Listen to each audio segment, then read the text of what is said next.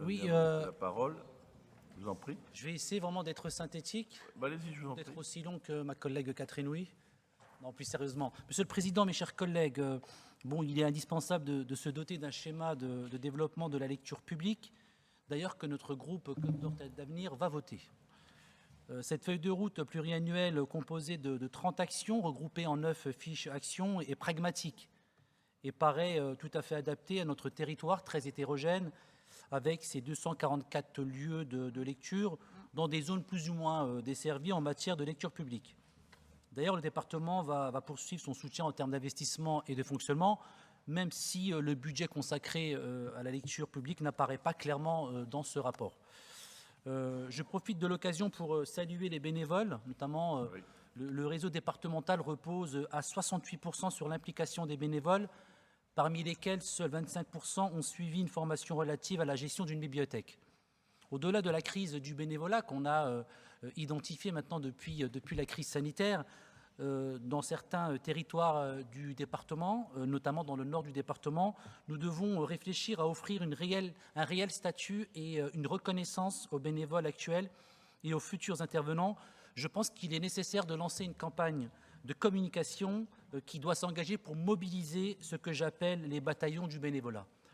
Par ailleurs, sur les 244 lieux de lecture, 80% d'entre eux comptent un faible taux d'inscrits et offrent un service limité. Je vais citer quelques exemples, des heures d'ouverture hebdomadaires réduites et en dessous de la moyenne nationale, une offre de documentation peu diversifiée et on a aussi identifié à travers cette étude un accès au numérique partiel, sans parler des zones blanches que vous connaissez parfaitement bien, je pense notamment au Châtillonnais et une partie de l'Auxois du Sud-Est. Donc face à ce constat, c'est une proposition que je vous soumets, il est nécessaire de proposer, voire d'imposer un dénominateur commun à l'échelle du département, à savoir la gratuité de l'inscription et des prêts dans toutes les bibliothèques de Côte d'Or, comme c'est le cas à Dijon. Nous devons profiter de l'actualisation du guide des aides pour rendre obligatoire la gratuité.